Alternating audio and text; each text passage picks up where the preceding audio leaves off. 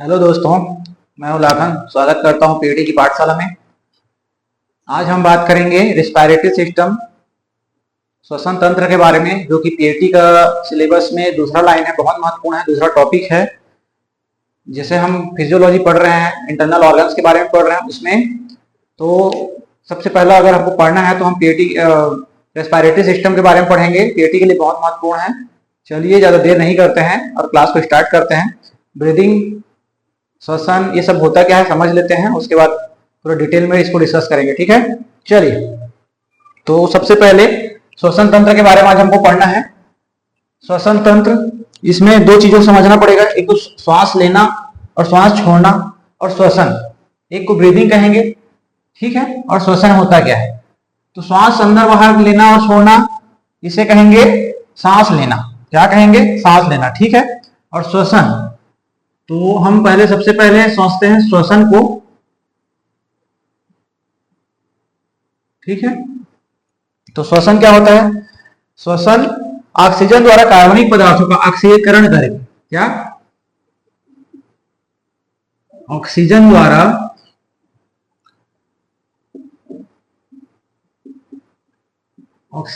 द्वारा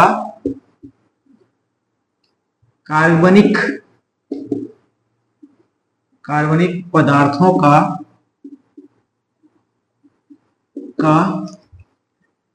ऑक्सीकरण करके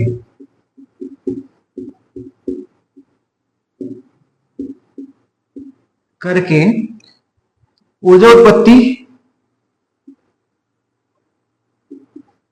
उत्पन्न व कार्बन डाइऑक्साइड गैस, कौन सी गैस? कार्बन डाइऑक्साइड गैस बाहर निकालना ही श्वसन कहलाता है। क्या कहलाता है? श्वसन कहलाता है। चलिए, ये तो हो गया श्वसन। सांस लेना, सांस छोड़ना, जिसमें ऑक्सीजन गैस हम क्या करते हैं? ऑक्सीजन गैस अंदर लेते हैं, अंदर लिए और CO2 गैस बाहर निकालते हैं।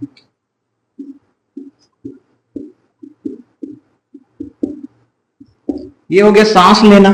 श्वास लेना क्या है? तो श्वास, इसको सांस लेना कहेंगे, ठीक है।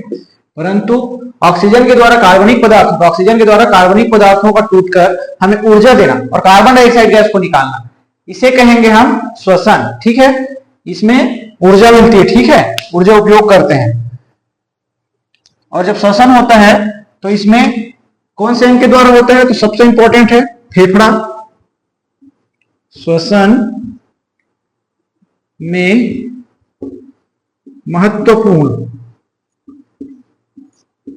महत्वपूर्ण योगदान फेफड़ा का होता है, ठीक है। लंग्स हमारे बहुत महत्वपूर्ण भूमिका अदा करते हैं इसमें, ठीक है। तो फेफड़ा के बिना कोई भी पशु, मतलब जो डेवलप पशु है, विकसित पशु है, वो श्वसन नहीं कर सकता। तो श्वसन के लिए सबसे महत्वपूर्ण अंग कौन सा है अगर कहा जाए? महत्वपूर्ण अंग, तो ये है आपका फेफड़ा। चलिए, और फेफड़ा में क्या होता है? फेफड़ा में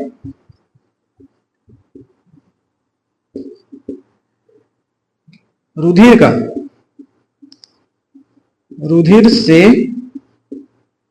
O2 व CO2 का एक्सचेंज होता है, ठीक है, आदान प्रदान होता है।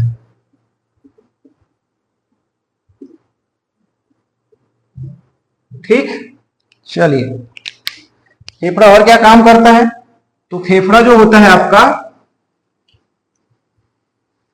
शरीर के तापमान को बनाए रखने का काम करता है, ठीक है। फेफड़ा क्या करता है? और फेफड़ा शरीर के तापक्रम को बनाए रखने का कार्य करता है। ठीक। अगर कहा जाए दिमाग के ब्रेन के किस भाग से कंट्रोल होता है, किस भाग द्वारा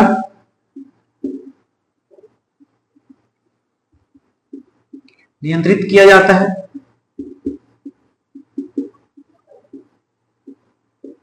तो इसमें आंसर देंगे आप हाइपोथैलेमस। ठीक है, हाइपोथैलेमस के द्वारा टेम्परेचर कंट्रोल किया जाता है, टेम्परेचर कंट्रोल किया जाता है। महत्वपूर्ण भूमिका फेफड़ा भी निभाता है इसमें। ठीक है, हम एक क्रम देखेंगे कि सांस जो लेते हैं, पशु जब सांस लेते हैं तो कैसे कैसे, जब ऑक्सीजन ले रहे हैं तो कहां से किस अंग में जाएगा, फिर उसके बाद किस अंग में जाएगा, किस अंग में, इस क्रम को आपको याद करना होगा, क्योंकि इस क्रम से पेपर में कई क्वेश्चन बनते हैं। कभी क्रम को आगे पीछे कर देगा और सही क्रम को बताइए करके आएगा। ठीक है, तो श्वसन का क्रम इसको लिख लीजिए। श्वसन का क्रम बहुत इंपॉर्टेंट है, ये मोस्ट इंपॉर्टेंट में डाल लीजिए इसको। ठीक है, सबसे पहले आप सांस लेने के लिए नोस्ट्राइल्स, नासा छिद्रों के द्वारा नोस्ट्राइल्स में लेंगे सांस। ठीक है, उसके बाद क्या करेंगे, यहां से ब्रिज ऑफ नोज में जाएगा। कहां जाएगा, ब्रिज ऑफ नोज में जाएगा। यहां से ब्रिज ऑफ नोज में जाने के बाद फेरिंग्स और लेरिंग्स में जाएगा। पहले फेरिंग्स, यहां से फिर कहां जाएगा, लेरिंग्स में। ठीक है, फेरिंग्स में गया, फिर लेरिंग्स में गया। लेरिंग्स में जाने के बाद कहां जाएगा, ट्रेकिया में जाएगा। कहां जाएगा, ट्रेकिया में जाएगा। ट्रेकिया में जाने के बाद कहां जाएगा, ब्रोंकस में जाएगा।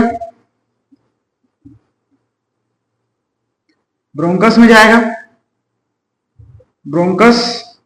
ठीक है, ब्रोंकस के बाद ब्रोंकिया में जाएगा।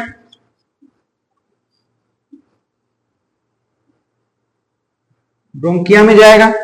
ठीक, ब्रोंचिया में जाने के बाद एल्वियोलाई में जाएगा। यहां से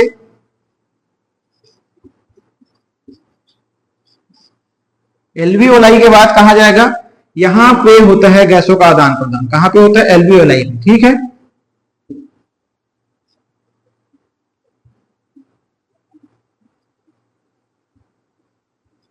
ठीक है, CO2 और ऑक्सीजन का आदान प्रदान कहां पे होता है, यहीं पे ब्लड से।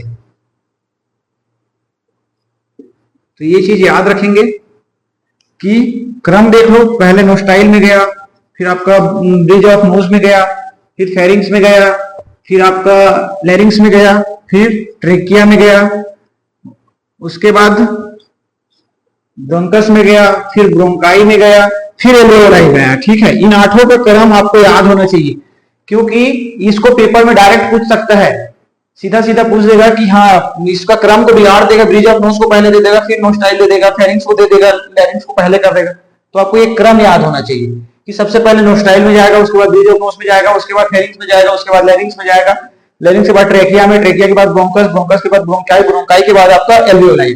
यहां पे होता है गैसों का आदान प्रदान। ये ब्रोंकाई बहुत एल्वियोलाई बहुत इंपॉर्टेंट है, याद रखिएगा। ठीक है, चलिए श्वसन के प्रकार देखते हैं, कितने प्रकार का श्वसन होता है पशुओं में।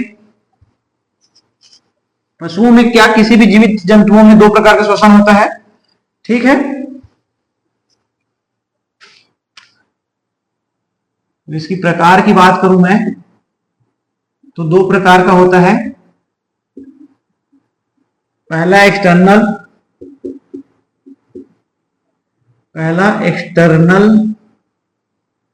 रेस्पिरेशन और दूसरा होता है आपका इंटरनल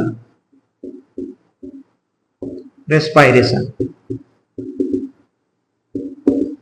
ये एक्सटर्नल रेस्पिरेशन वही है जिसमें O2 और CO2 का आदान प्रदान हो रहा है। आदान प्रदान शरीर में वो ऊर्जा प्रदान कर रहे हैं। ठीक है, आदान प्रदान हो रहा है और शरीर में ऊर्जा प्रदान कर रहे हैं। और ये क्या है, शरीर में जो सेल्स है उसके अंतर्गत, शरीर में पाए जाने वाले सेल्स या फिर कोशिकाओं के अंदर, कोशिकाओं के अंदर जो श्वसन हो रहा है वो इंटरनल श्वसन है। ठीक है, तो उसे क्या कहेंगे? इंटरनल श्वसन कहेंगे। चलिए आगे बढ़ते हैं। इसमें कुछ टर्म्स हैं, उन टर्म्स को याद कर लीजिए। क्या होता है जब पशु सांस लेता है तो जो पशु जब श्वास लेता है तो पशु का फेफड़े में, लंग्स में, ठीक है, लंग्स में क्या होता है? ऑक्सीजन जाता है ब्लड में, वहां से पूरे शरीर के सभी स्थान से ब्लड जो है, रक्त जो है हृदय में आता है। हृदय में आने के बाद क्या होता है कि हृदय से जो पल्मोनरी आर्टरी है उसके द्वारा, पल्मोनरी धमनी के द्वारा क्या होता है कि जो अशुद्ध रक्त रहता है वो फेफड़े में आ जाता है। ठीक है, क्या होता है, ये पूरा बॉडी है आपका, यहां से पूरा जो रक्त, यहां का रक्त जो है अशुद्ध है, कार्बन डाइऑक्साइड उसमें मिला हुआ है, ठीक है, CO2 युक्त है, तो इसी को अशुद्ध रक्त कहते हैं। ये कहां जाता है? ये हार्ट में जा रहा है। कहां जा रहा है? हार्ट में। हार्ट में जाने के बाद यहां से क्या होता है कि पल्मोनरी आर्टरी, पल्मोनरी आर्टरी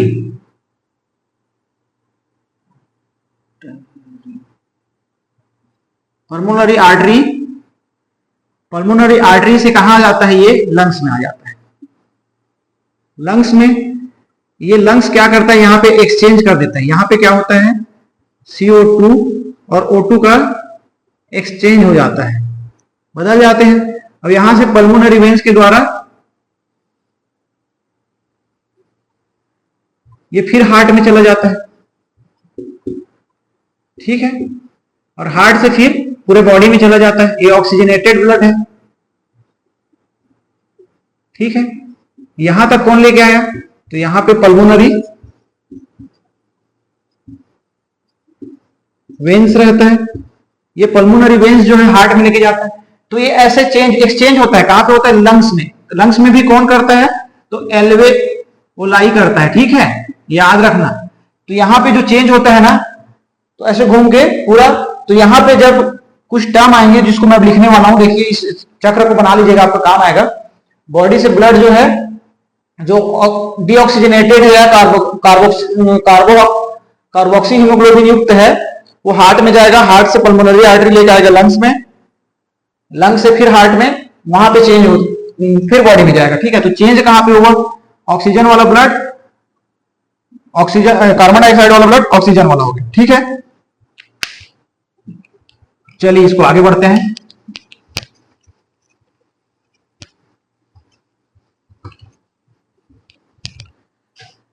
जो ऑक्सीजनेटेड ब्लड था, O2 या फिर ऑक्सीजनेटेड,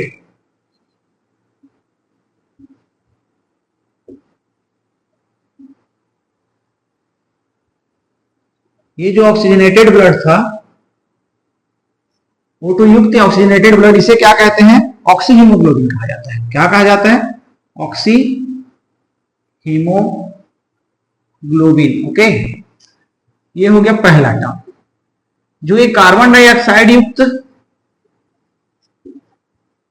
या फिर कार्बन डाइऑक्साइड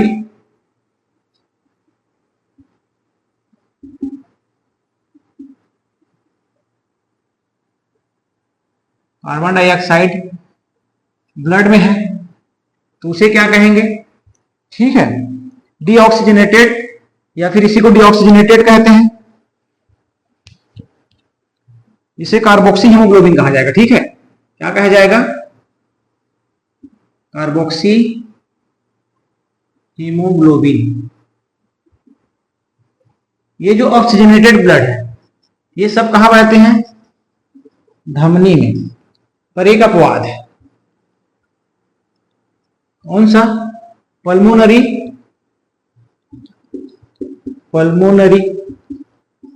सीरा। ठीक है, पल्मोनरी सीरा में क्या होता है, यहां पे भी आपका ऑक्सीजनेटेड ब्लड बहता है, शुद्ध रक्त बहता है। ठीक है, शुद्ध रक्त, या फिर यहां लिख लीजिए ऑक्सीजनेटेड ब्लड।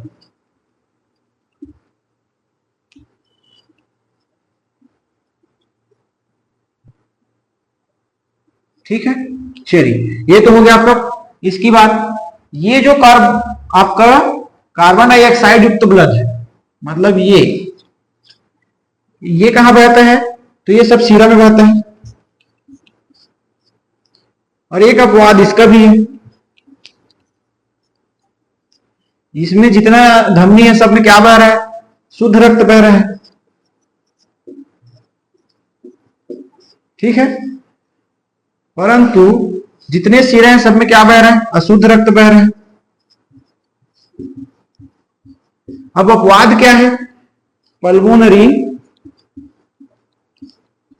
धमनी, सभी धमनी में क्या बह रहा था, शुद्ध रक्त बह रहा था, सभी धमनी में। ठीक है, सभी धमनी में शुद्ध रक्त बह रहा था, परंतु पल्मोनरी धमनी में क्या होगा, पल्मोनरी धमनी में अशुद्ध रक्त बहेगा। ये अपवाद इसीलिए है। ठीक है, इसमें अशुद्ध रक्त बहता है। अशुद्ध रक्त मतलब समझते हैं, ये कार्बोक्सी हीमोग्लोबिन युक्त,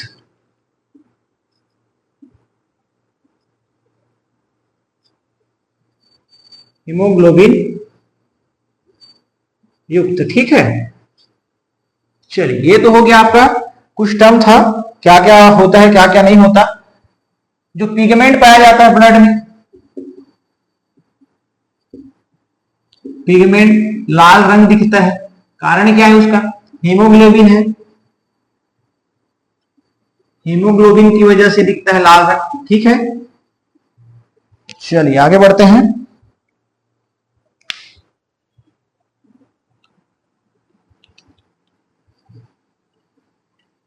ये तो हो गया आपका श्वसन तंत्र।